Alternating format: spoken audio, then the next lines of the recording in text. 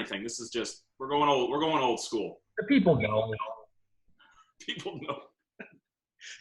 The brand is huge. Yeah, we got fans, dude. Right. You see this spike in YouTube traffic, by the way? Look at that. Boom. Holy smokes. Yep. And this isn't even in podcast form yet. That is the agenda. I got to go back and do like 3 or 4 bullet points. I'm going to get you that script that Josh was talking about, and then we'll just hammer out a couple of introductions. I dig it. All right, let's go here. So what I pitched to you, what I thought was kind of a good idea is, we've been talking a lot about Ray, Kevin, thanks for joining us. Dave, Tina, great to see you. We've been talking a lot about how to properly position yourself in your brand and what to talk about, not only now, but, I'm so excited. Let me start with this. I'm so excited that you and I decided to do this a month before pandemic hit, because just documenting this entire process through all this is going to be so interesting and important, I think, going back on it. And I just wanted to say that up front, but I think we talk a lot, we pontificate a lot about how to tell your story, how to properly personal brand, how to document your process. And I hope people are doing it. We've seen successes throughout the way. We've documented the people that have seen success because of this show. So I think what I wanted to focus on today is, you have this content, you keep talking about this, I call them the 5 pillars. Draw out your 5 pillars about what you want to talk about and continue to talk about those things. And that's how you build brand, is that once you become the thought leader in those 5 things, that's when people think of Jeeps and, being on the water and things, it's like, oh yeah, Ben likes that kind of stuff. That's when you convert brand. So what do you think is the next logical step? This is what I kind of pitched to you and kind of what I want to go over today. So I think that the thing that you come back to is that, we always say that putting out the kind of content that we've been doing and building brand, like, that's always the right move. That's never going to be a bad decision. That's never going to be a bad use of time. But that being said, we also get to a point where eventually there has to be some kind of plan on, what the payoff is, or the so what, or how are we actually going to make money off of this?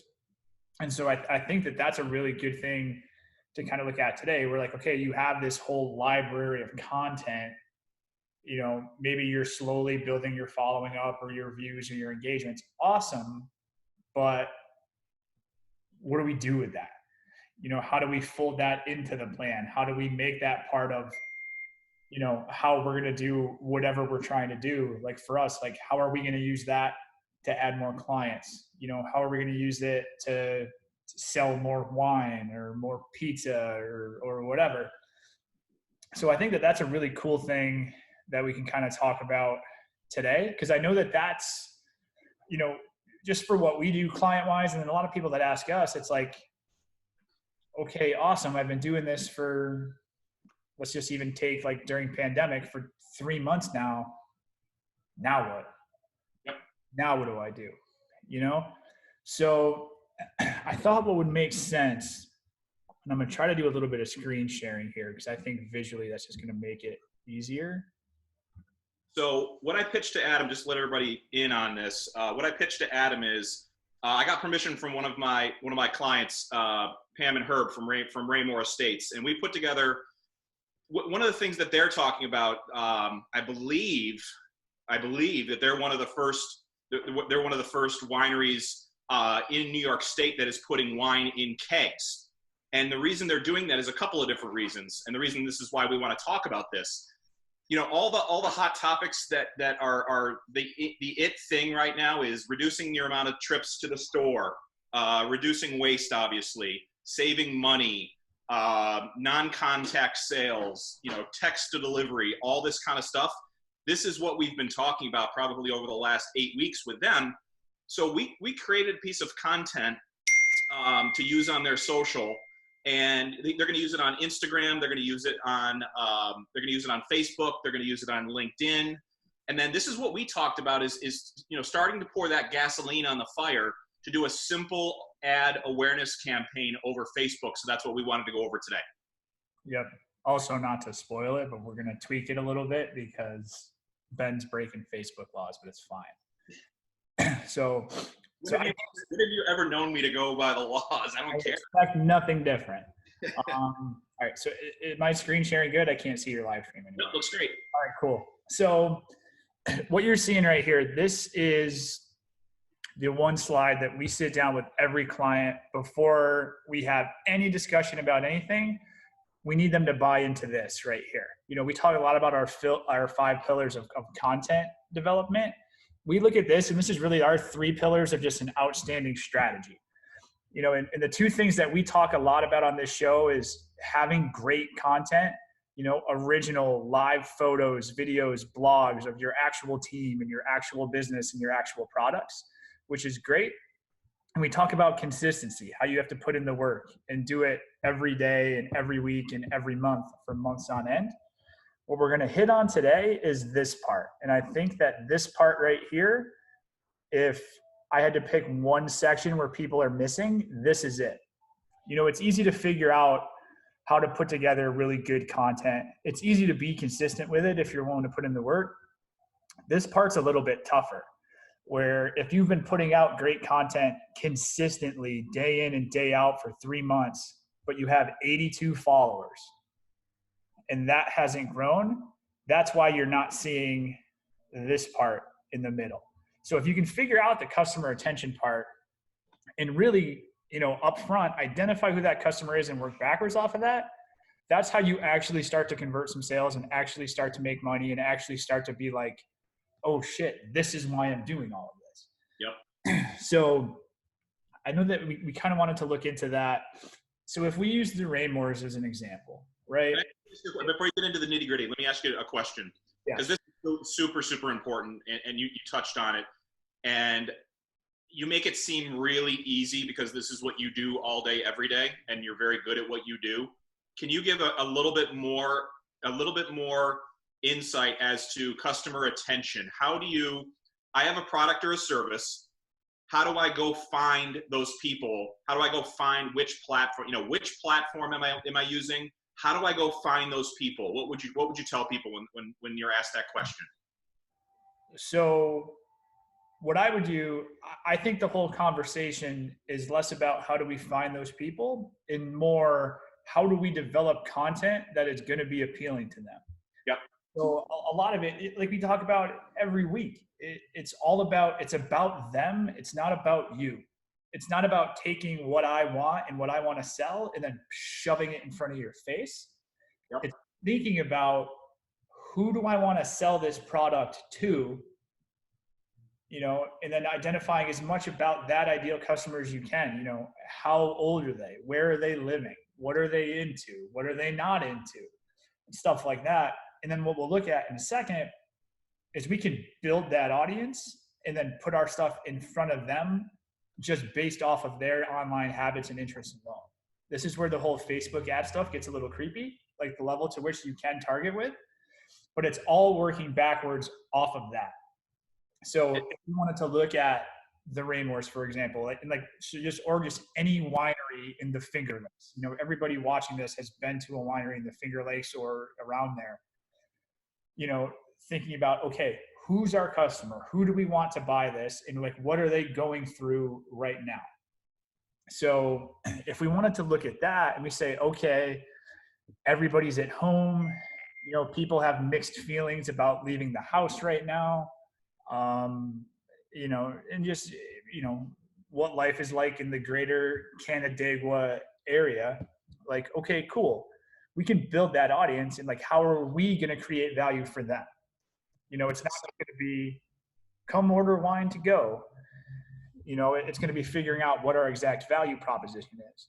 And it's such an important point, and I don't mean to drive it home so much, but it's such an important point. It doesn't matter what you're selling. You could be selling canned lemonade. You could be selling financial services. You could be selling hamburgers.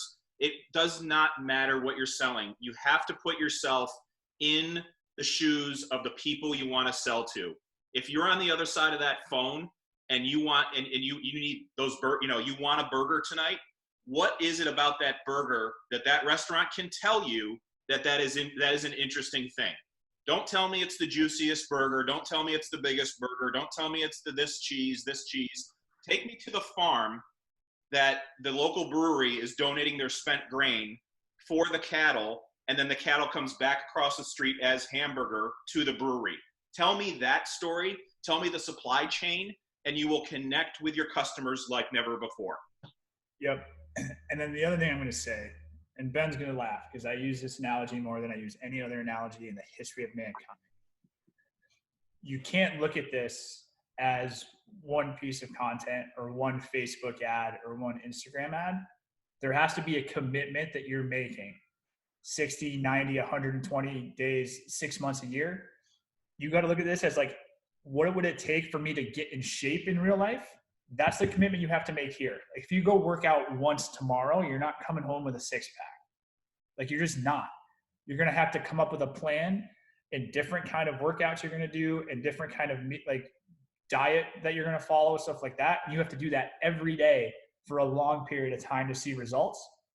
Same thing here. So Ben's exactly right. We could have the best piece of creative for the ad. We could have the perfectly targeted audience, and we could spend hundreds or thousands of dollars pushing that in front of them. Doesn't guarantee you anything if you've done zero work before that. So that whole, take the normal stuff that we always talk about, telling your story, letting people behind the scenes, building your brand, letting them connect with you. You still have to do all of that. And really taking that content and putting that in front of your targeted audience first before you try to sell them anything. That's how you really do damage with this and how you really make an impact and you really sell stuff. But we've been talking with Pam and Herb. So people that don't know, Pam and Herb Raymore, they own a winery called Raymore Estate Cellars in East Bloomfield, New York, which is about 5-6 miles outside of Canandaigua. They've been doing a really, really good job of storytelling across multiple platforms. They're doing Facebook Lives, they're doing Instagram, they're doing DM strategies, they're doing LinkedIn articles. They've been doing a really nice job of telling their story over the last, I'd probably say over the last 6 months, they've gotten serious about their story. What I like to tell people is, you can do a Facebook ad today. You can do it, and it will be successful at some level. But the barrier to entry for me is you have to have been putting in the work beforehand so that when somebody comes across your brand with a Facebook ad and be like, oh, Wine and Kegs, that kind of sounds kind of cool. And then they go to your Facebook page and they see that you haven't posted in 6.5 months. They're going to be like, who are these people?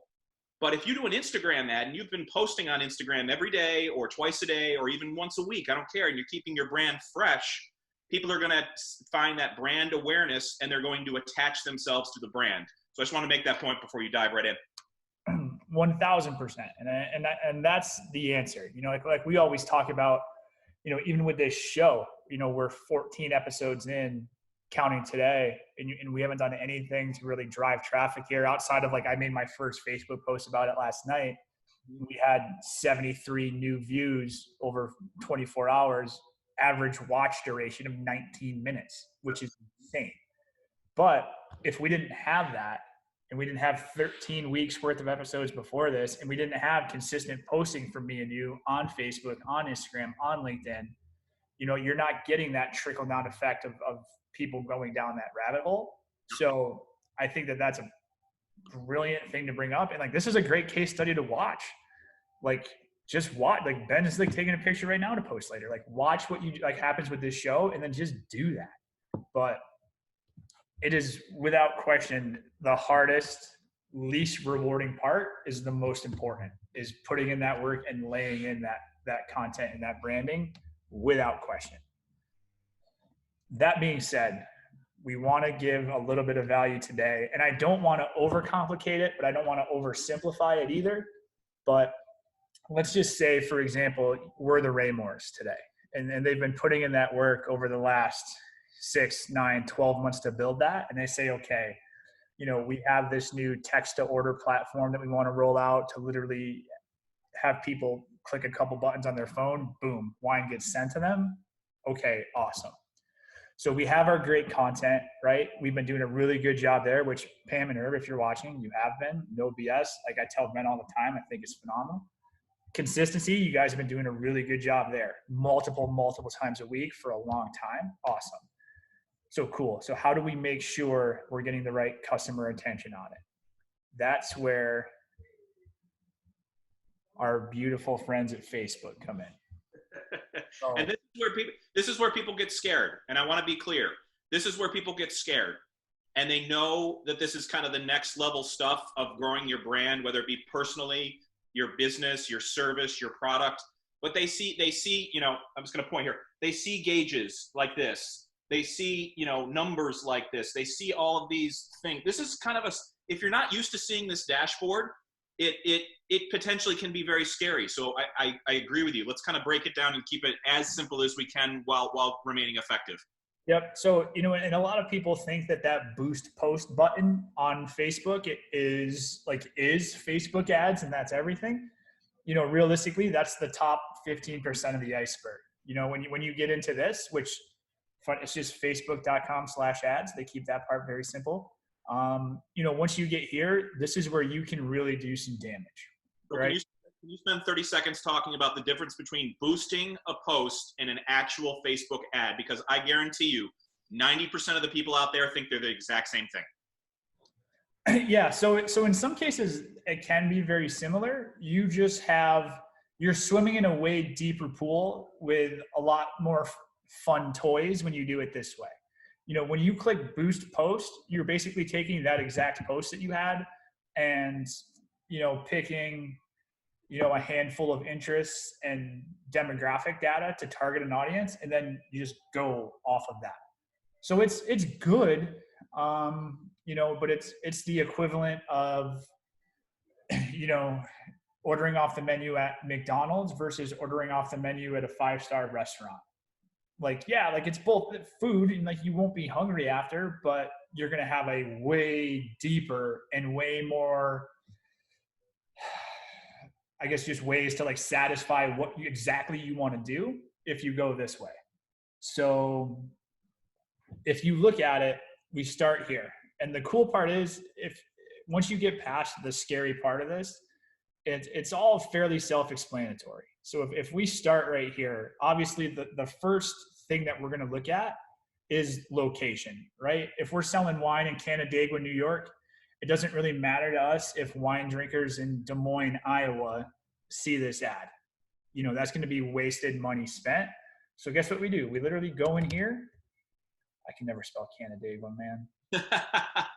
Canan, Daigua, Canandaigua. Beautiful. Got it. Cool. So then from there, we look, okay, how far are people going to come to maybe buy this, or how far is our delivery radius? So what Pam, Herb, and I keep talking about is within reason. We usually say between about 25 and 30 miles. So if somebody texts an order in for a keg of wine on a Tuesday, Herb tells me that, you know, within reason, Thursday, Friday, he can have it dropped off in your door. And 25 miles gets him into the east side of Rochester. It gets him into Naples. It gets him almost to like Seneca Falls area, a little bit further to the east. So that's almost perfect. So it almost gets you right in Center City, Rochester, which is awesome. Exactly. But if we wanted to adjust it, that's as simple as clicking our drop-down area here and literally just sliding this. Right, so everybody see that? This is super, super important. So this is where your ad is going to be layered over, is on that radius on the map. And you can drag and drop those pins as you see fit. You don't have to do it around your location. If they want to run an ad in Syracuse, you just simply drag and drop the pin and do the radius around that. We can literally just click drop pin right here, drop it right on Syracuse. So boom. So now this ad theoretically would be showed in our Canandaigua area and in our Syracuse area. But let's keep it tight to Canandaigua right now because I don't want to make Herb drive that far. Cool. So what we have right now is that everybody between 18 and 65 in this area would, in theory, be a part of our audience to watch this. Now, in New York State, you're not allowed to buy wine unless you're 21 years old. So we should probably have a minimum age of 21. So as we see, that changes and that's the other cool thing. Let's take a step back. as we add parameters to the ad that we're building, you're going to get instant estimates on who your audience size is, your overall reach, and your estimated engagement for what you spend. So that's the great part, is that there is so much data behind this the whole way, from exactly how much you want to spend to, you know, pretty solid estimates of how many people are going to see this every day and how much reactions you can hope for. So that's really cool. So now we're looking at it. Okay, so we have a 25-mile radius of Canandaigua. We're looking at a minimum age of 21. What's an appropriate maximum age if we wanted to maximize this, Ben? If we're talking like a whole text-to-order platform, you know, let's say that we want to keep people that are, you know, relatively technologically inclined. So just for kicks and giggles, let's say 21 to 50. Okay, awesome. Yep.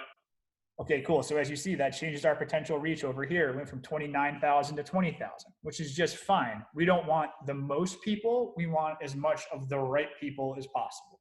Now, can you explain that point a little further? Most people would say, I want to cast the widest net possible. Why is that not a good strategy? Because what that does, the beauty about Facebook ads is that it is so heavily targeted, and we're going to be able to tailor this message to a very specific group of people. And this is where literally step by step throughout the whole thing, you have to constantly stop and put yourself in your customer's shoes. And if you see this wide ranging generic ad, maybe it catches your attention, maybe it doesn't. If it's drilled down more to, wow, it's really written in my language with my kind of verbiage, that's going to hit harder. Now imagine if we did something in a second where we say, hey, you know, say hypothetically we've spent 6 months targeting people in this area that are 21 to 50, that drink wine, that love the New York Yankees, like my man Herb Raymore. Then guess what? All of a sudden, you're one of them. You're a wine drinking Yankee fan, just like me. Of course I want to buy from you, 1000%. So then when we go down here, oh, look what happens to be an interest already, the New York Yankees. So this is the analogy, Pam and Herb, I know you're watching. This is the analogy that I love to give, is that if you want to buy a billboard on 690 in Syracuse or 81, the price is going to be $4,000 a month. That's just going to be the going rate because you're showing it to 100% of the people driving by that billboard. But if I have a Yankee podcast, let's say my love is New York Yankees and I have a Yankee podcast, and I only want to send that to other Yankee fans, essentially this is a billboard that scans every car, that figures out who Yankee fan. Are you a Yankee fan? I'm showing you the billboard. Oh, it's a Red Sox fan. I'm not showing you the billboard. I'm an Orioles fan. I'm not showing you the billboard. That's exactly what this is, and you're only this is why this tool is so incredible. You're only paying to show it to Yankee fans. You're not paying to show it to Red Sox fans. You're not paying to show it to Oriole fans. So I think it's a very important point. That's why it's so efficient and so targeted. It is a little scary. I'll let Adam talk about how you know you can drill down. But that is exactly the analogy that I use, is that you're only showing wine to the Yankee fans. Correct. So as things stand right now, this post that we're going to put out on Facebook and on Instagram is going to be shown to as many people that are fans of the New York Yankees between the ages of 21 and 50 within 25 miles of Canandaigua. Now, what we're going to do, since we're trying to sell them wine, and we really would prefer if people that drink wine regularly saw this, we're going to narrow this audience even further, and we're literally going to type in, guess what? Wine. Boom. So now there are 12,000 people within 25 miles of Canandaigua, New York, that actively demonstrate online that they love the New York Yankees and that they have expressed interest or related to pages where you can buy wine. So this is you interacting on Facebook with the Kendall Jacksons of the world, with the Finger Lakes Wineries of the world. This is you actively what you're doing on Facebook. This is what they are grabbing. They're grabbing that data, and they are basically grabbing the data so that you can be retargeted for that very reason. So yes, it is potentially a little scary, but that's what this whole algorithm is all about, is them determining what you want to see based on your previous behaviors. Correct. So now, if we are Raymore Estates Wine Cellar, we have a captive audience of 21 to 50-year-old Yankee-loving wine drinkers within our delivery radius. Is that a valuable audience to us to hopefully have them buy this? 100%. Especially when you eventually name that wine after Don Mattingly, then Ben's just going to buy 10 cases of it. That's awesome. So here's the other cool part. We get to pick where it's going to be shown. So we want it to be shown in our Facebook feed. Awesome. Instagram feed, 100%. Video feeds, the whole nine. Instagram stories, that's a whole nother video at a later date, but you guys are going to lose your mind there. We'll take off these in articles because we don't really like those. Now, this is one of my favorite parts. One of the things that people always ask when they don't know anything about Facebook ads, man, aren't they super expensive? They are literally as cheap or as expensive as you want them to be. You could literally go to lifetime budget, and then you literally, we've been working on this too long, so my start date's in the past. Hang on. Cool. We could literally say, I want to spend $100 on this for the next 2 weeks. So now guess what's going to happen? You are going to spend exactly $100, not a penny more, over those 2 weeks, and you're still going to reach between 700 and 2,000 of those Yankee-loving wine drinkers within our radius every day over those 2 weeks. In your neighborhood, that you are finding your customers, because your customers have told you what they like. I mean, it is, yes, it seems like a big unlock to most people, but it's just, that's why Facebook is as big as it is, because they have all of the data. So we are basically using that data, lining up our content and marrying those two things. That is the best thing you can do for your brand if you decide that this is a good strategy for you. And I can't find anybody that it wouldn't be a good strategy for. I think it's more when you realize it's a good strategy for you. That's a much better way to say it. Yep. So, and then frankly, that's literally it. And then guess what? Unlike every other form of traditional advertising that you've ever done, whether it's TV commercials, whether it's radio spots, whether it's billboards, whether it's whatever, guess what? You get real-time data on everything. You're going to see exactly how many people saw it. You're going to see exactly how many people stopped scrolling through their feed and literally clicked like or love or share to actively tell you, hey, you did good with this. I like this. Show me more. And I'm gonna air a little bit of dirty laundry. I hope Pam doesn't get mad at me when I say this, but I think she's gonna love this. So when a winery like that invests in a collaborative effort, like a wine trail, something like that, and collectively they put their money into a budget, and then they have to spend it. They have to vote on different spending. So this is the example I would give. They put pamphlets, the simple little 1/3 page pamphlets, and they put member wineries on the pamphlet with all of the different wineries at all of the different wineries. And she came to me, and I'm paraphrasing, she goes, I don't know. She goes, we spent whatever the number was. I don't care what the number is, $100. We spent $100 on these pamphlets. She goes, I don't know what I get out of those things. So there's $100 right there, just based on your example. There's $100 that you've sent out into the world and just hope. You just hope that something happens, exactly. Or twiddle your thumbs and hope, right? That is a strategy, but what we want to do is give you a different strategy that works because you can track the metrics. When you put an ad out into the world, who is seeing it, who's converting, who's clicking, who's texting, and how much wine you're selling because of that ad. So that is exactly what we're talking about, and that's why we wanted to do this show today. 100, and this is just Facebook. I mean, you get into your website and your Google Analytics, and you can see exactly how many people came to your website from this ad, and exactly how many of those clicked buy. Like it's that's why it's astonishing to me that people spend the money they do on the stuff they spend it on. But that's a different story for a different day, and it's going to raise my blood pressure, so I'm not going to go there. So Okay, awesome, right? So our audience is built, our budget is set. We got 12,000 Yankee loving wine drinkers within our delivery radius. Awesome. We're gonna spend $100 to have at least 700 of them see this every day. Perfect. What could possibly go wrong? We're looking good, right? Here's the other part. The actual creative.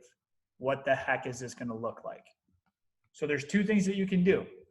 As you guys see, we can go to use existing post, where we can literally take something that's already been posted on Facebook and then just boost that. Awesome. There's no reason you can't. We do it all the time. Fantastic. Great. Now, where you really have success with this is, I don't know, especially right now, I don't know if you guys heard, there's this pandemic going on outside. So life has been different for the last 2 or 3 months. So guess what? If you're creative, is a picture of Herb with a mask on and a Yankees jersey loading up today's delivery, how do you think that's going to hit this audience? Yep. Like that, right? So that's where thinking, and literally that's why we always tell people, rather than just boosting that post, you should do 3 of these. There should be one that you build up for your Yankees fans. There should be one survival kit that for moms that have been stuck home, working from home and running the house and taking care of and all of that. And then have your creative here match that. And I want to jump in there. The reason we always say post, build your brand, build your brand, build your brand. Not only are you building brand awareness for what you're doing right now, you're testing. You're testing to see what works with your audience. So when Adam says boost a post, you're not just sitting here looking at this dashboard going, oh my God, what do I have to create for this post?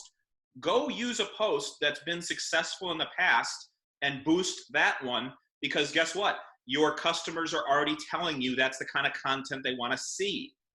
You don't need to create something out of thin air here. So if it's the mask with Herb and the Yankee jersey, loading up today's wine, and he gets 35 comments and 105 likes, that's a successful post for them. Take that exact piece of content, boost it, and do targeted ads to Yankee fans in a 25-mile radius. Yep. And then this is where, just to bring this full circle, if you remember 4 or 5 episodes ago, we talked about, what if Herb did that weekly debate show, right? Where we're going to debate the best position players for the Yankees every week. Who is the best first baseman? Who's the best starting pitcher? Who's the best right fielder? If you did that every week for let's say the last 14 weeks, and then we were spending $20 an episode boosting it at this audience.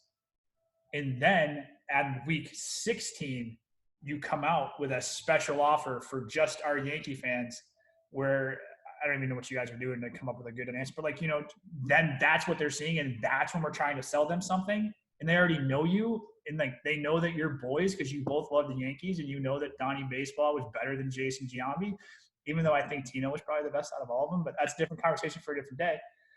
But that's how all this works, And listen, it's meticulous and it's hard work and it's monotonous to go through and do this every day, and then to watch it and see what works and what doesn't.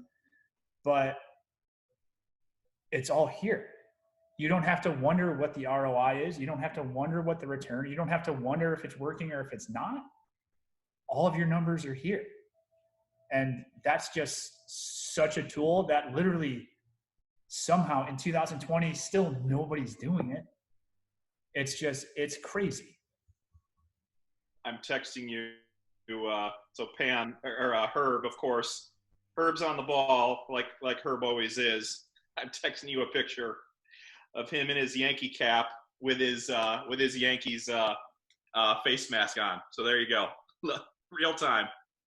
That's awesome. My man, Herb, looking good, buddy. But so that's right here, where if we have that picture, we can go to create ad and literally just upload it. We just click this and then upload it, and we're on a different ad account right now, so I don't want to go much further and mess anything up because Facebook's also very temperamental. But that's it. And then we literally go down here, and then obviously that's missing because we haven't filled it, but then boom, you click confirm, and then you're running. And you can link right here. You put your URL right to your order form, and that's it. I think that's it's super easy, super basic.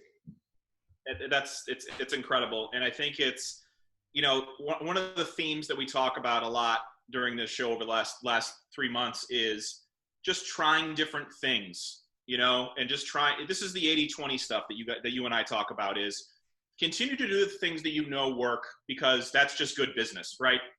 Yep. You should be doing those things, but always try something else.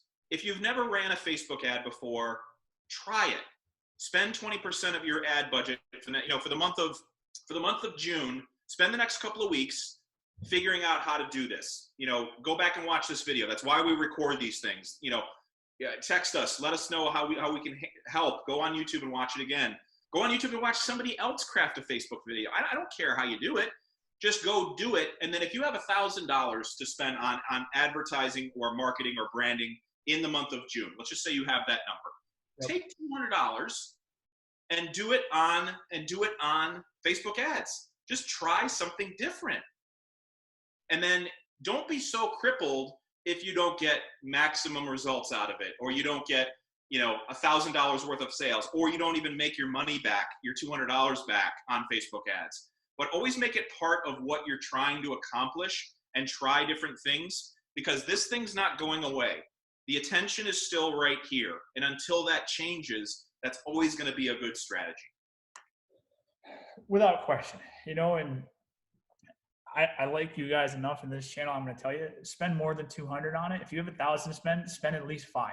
I promise you, once you do it and once you see the result, you're going to have everything will be moved over, because it's just the best, most powerful way to do this. Like, it just is. Like, it's just the numbers are there. Like, I laugh when people, you know, try to talk to me about Nielsen ratings because they send people dollar bills in the mail.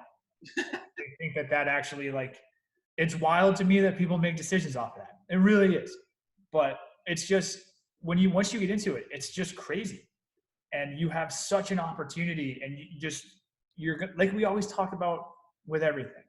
The first couple times you do it, it's not going to be good. Yep. That's okay. But you're going to get real-time feedback on everything.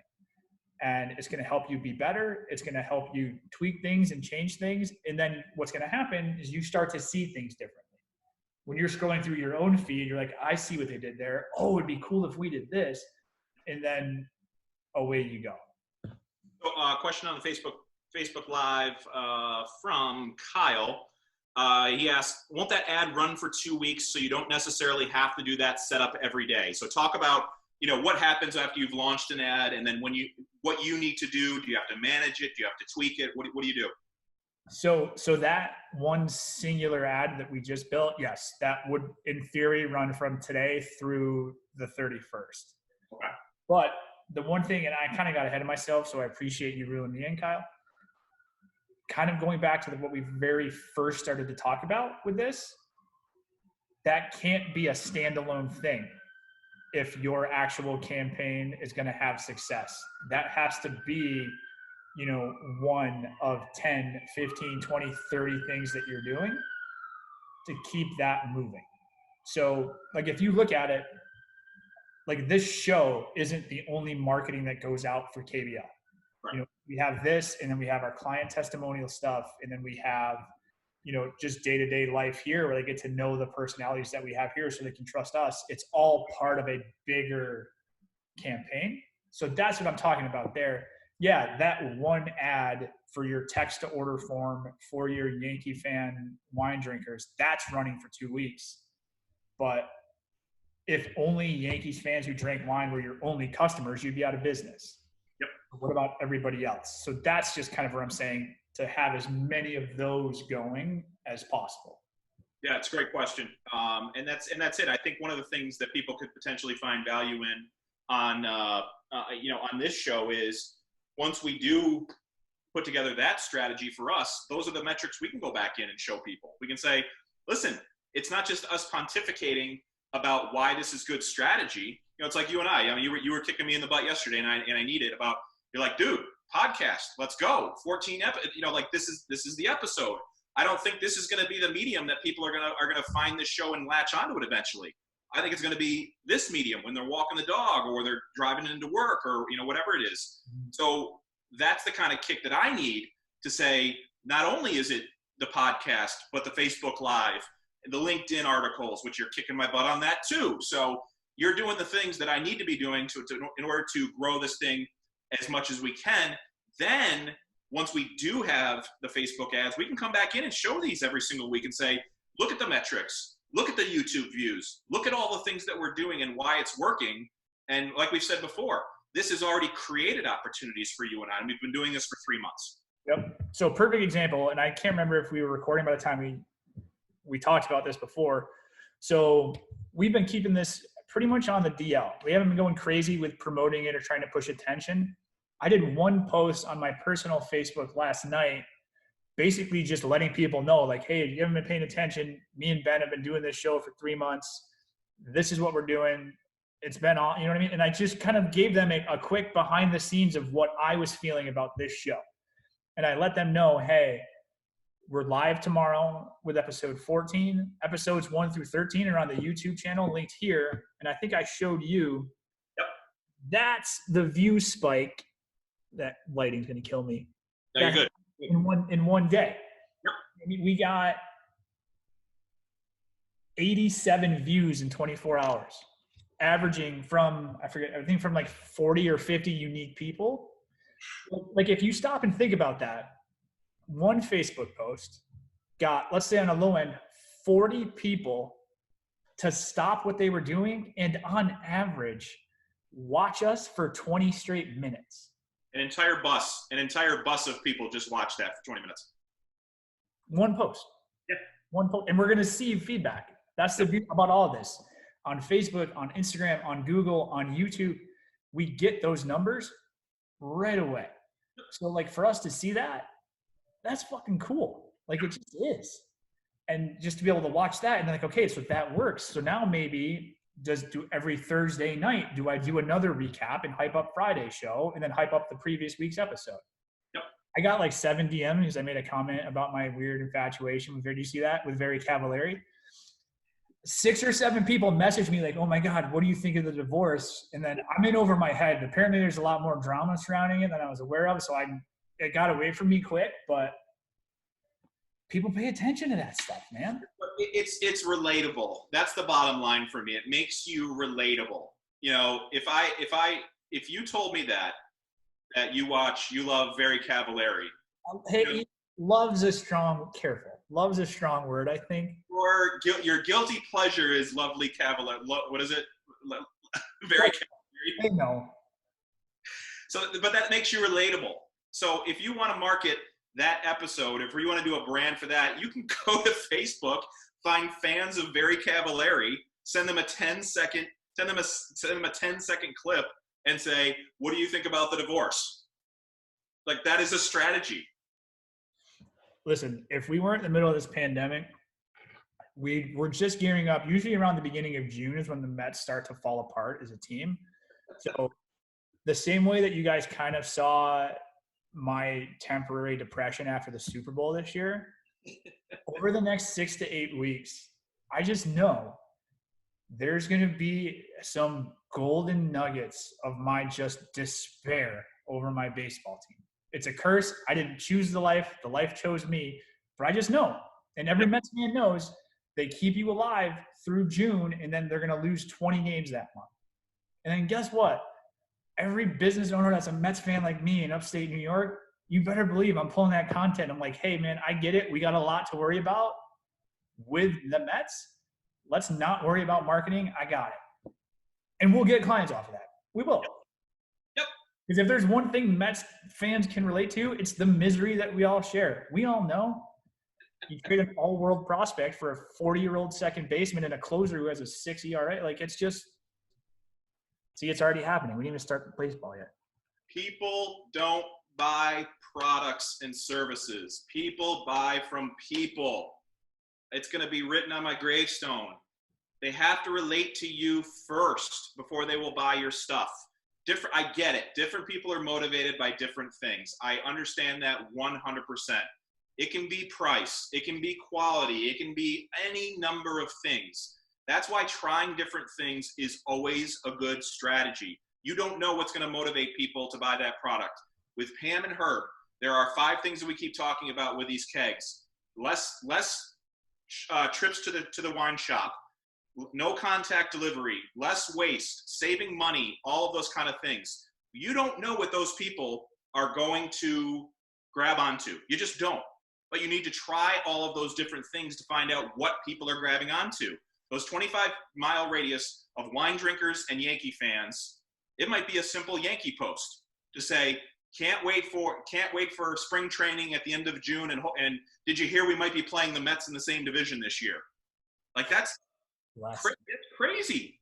But if you get one person to click on it, they're going to say, oh, wine and kegs. I like wine. I have a beer fridge. Let's go put the wine in the beer fridge. Let me text. Oh, you can text her. Great. What's it going to cost me? $125? Great. I'll see you this weekend. Yeah, I think if you guys haven't tried this, I hope that all of that was valuable and not overwhelming. But if you get a chance, like just try it. I think you'd be shocked on just how much value is there for you and how you can break that down, and how, if you do it right, relating to those people on a human level. We talked about it. I did a workshop with Eric and the guys at the incubator on Wednesday. It's one of the biggest things that we talked about is just be relatable, be human, be a regular dude. And, it's not even just important. It's necessary now with where we're at. It's crazy. Live your life, document your life, comma, I sell insurance. Take the top off the Jeep, comma, I sell disco lemonade. I love the 49ers and I was crushed after the Super Bowl, comma, I own a digital agency. Be the person first who happens to do this. Don't be that push. Insurance, I do this, I sell securities, I sell this, I sell this, I sell this, I sell this. Boom. Unfollow, delete. Fastest way to do it. This gets you in front of the people that you know what they're doing because they've discussed it. Go find something that creates no friction, provides value, and puts yourself in their shoes so that when you're on the other side of the phone, you're going to want to click on it because you're telling a good story and you're bringing value and you're bringing entertainment and doing all the things I can do to forget about global pandemic stuff. Sounds easy when you say it like that. It does sound easy. On this day in 1967, New York Yankee Mickey Mantle hit his 500th home run. I'm going to go out on a limb. Best Yankee of all time, Mickey Mantle. This is the last episode I'm talking about. You're the one that brought baseball up. Dude, I'm hurting, man. I watched Korean baseball for like 45 minutes this morning when I was working out. Korean baseball. They all have the same bet. Never mind. I don't want to get carried away. But. So that is, I agree. People are texting me that they said this is a lot of, it is a lot of value.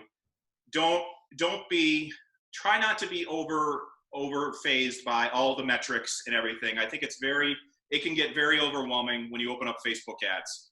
And there are tutorials out there. Go to YouTube and say basic Facebook ad. Go back and rewatch this video and just try it. 80-20 rule. And I think us documenting this pandemic and us documenting this story and how we're growing this co-branded show, it's bringing value to people. But now it's time to, like you said, with one post yesterday, look at the metrics. And it was one post on one platform that drove the metrics on a different platform. You drove it, you had the awareness here, and then you drove it to YouTube. So it works. And it's just trying those different things. And yes, you do this all day, every day, and you're an expert at this, but it's the process of going through it that you're going to learn, and you're going to get better and more efficient every time you do it. Yep. 2 notes on that. 1, not to scare you on Facebook ads, but please, please, please, before you try anything, go through and read their ad policy, just because there's a lot of stuff that you can mess up and they're not always super forgiving or easy to get a hold of. So it's going to take probably a good half hour to read through it 100%. And then the other thing, you talk about driving traffic across platforms. I think that's one of the biggest things that we're trying to hammer home with all of our clients in real life now we got to stop acting like there's different people on Facebook and YouTube and Instagram and LinkedIn. Yep. Yeah, their mindset's different. Yeah, the psychology's different, but it's the same human. You know what I mean? So rather than looking at, okay, what's our Facebook ad strategy? What's our YouTube show strategy? What's our Instagram strategy? Look at what's your communication strategy? Mm-hmm. What messages and what content do we have to put out there for people to respond to? And then break that down. How do we use Facebook to help drive that? How do we use YouTube to help drive that? How do we use Instagram to help drive that? How do we use LinkedIn to help drive that? Facebook and LinkedIn are the two biggest reasons that we have those YouTube views. There's 4 subscribers on that channel right now. There was 330 views that came in over the last 7 days. Where are they coming from? Posting the episodes on LinkedIn on Monday, posting that on Facebook. So everything works together. And the more that you can do that and figure that out and have a strategy that drives that, or hire a very talented marketing agency that does that, the more success you're going to have. All right, it's great, all great points. All right, last call for questions on texting or Instagram Live or Facebook Live or knocking on my front door, whatever you want to do. Last call. When people say, my last question for you, when people say, they don't have any money, or they feel bad marketing in this time, or they just don't feel as though people are buying products and services at this point, what is your opinion when you do hear that? And I'm sure you probably got that question on Wednesday during your town hall. What is your response, and how do we do this so we don't feel selfish in self-promoting or marketing our products or services during this time? Well, it's going to vary slightly based on what you do and what your industry is and what you're selling. But I think as long as you do it with empathy and with authenticity, I don't think you should ever feel guilty about anything. Like, you're never going to make somebody buy wine if they don't want to. Like, you're not taking their dinner money off the table, And I think it's just like we always talk about. It's just reading the room and understanding it. Like, don't get me wrong. There are definitely businesses and industries that should not be trying to sell right now, but they are, because they're very tone deaf to what's happening out there. But, for other people, if you should never feel guilty or selfish about marketing, as long as you do it properly and you're doing it in an authentic way. I think that we're surrounded, if you guys, our office is pretty much smack dab in the middle of our restaurant district downtown. So we're surrounded by these guys that had that same fear. Like, shit, are people going to be able to afford to eat out with all this going on? Yep. The people that did it properly and that changed their menu and had more value-centric family deals versus individual menu items, everybody's winning, because those restaurants are crushing it. You're feeding the entire family for $35. Everybody wins because they were smart and they were empathetic about how they did it. Yep. They weren't saying, hey, buy this lobster dinner or else we're going to go out of business. Right. So I think that's it. And that's just a theme for what your marketing should and has to look like now anyway. So it's just, if you understand what's going on and you react accordingly, I think you're fine. My last point on that is, if you watch this and you've come across this, whether it be live today or 6 months from now or 24 months from now, here's my punchline with all of this, all day, every day. It's your analogy of getting in shape is, if you get to this point and you've never posted on Instagram ever, you don't have a LinkedIn account, you are on Facebook once every 6 months. Here's the good news. You get to start today. You get to get on the treadmill today. And in 6 months, you're going to be Pam and Herb Rainmore. You're going to be telling your story and documenting your story. You're going to have built brand and what you get to talk about. You get to control the message. Every single day, you get to control the message. I just took a picture. The kids are Paige is on Cazenovia Lake right now with her paddle boards. And before they left, I got top down off the Jeep. My wife's driving it. I go, whoa, wait a minute. Picture. Here's what Life O'Reilly's doing today. Just documenting that process of life that's already happening. So you always say it, put it in the phone bank. Just boom, boom, boom, boom, boom, boom, boom, boom, boom. Will you use it today? Maybe. Will you use it tomorrow? Maybe. Will that be in the next, I hate to say it, the next pandemic? You want to have that photo in the bank. So you can go back and say, here's what I was doing back then to brand myself or show that empathy. So it's never too late to start, but if you've not been doing it, do it today so that in 6 months, you can have all of that content so that when you do run your first Facebook ad in October of 2020, you're going to have all of those previous 6 months so somebody can go back, binge watch, learn, and scroll through all your stuff. Just making yourself binge watchable. That's it. It's not complicated. It is not. All right. So as always, it's Nike. Go do it. Try different things and let us know. As always, send us private messages, text us. Let us know how you're doing. The interaction has been incredible. Again, I am so humbled that you guys keep watching this show. I know Adam feels the same way. And that is it. We're going to end Facebook Live, and we appreciate you guys. Have an awesome weekend. Cheers.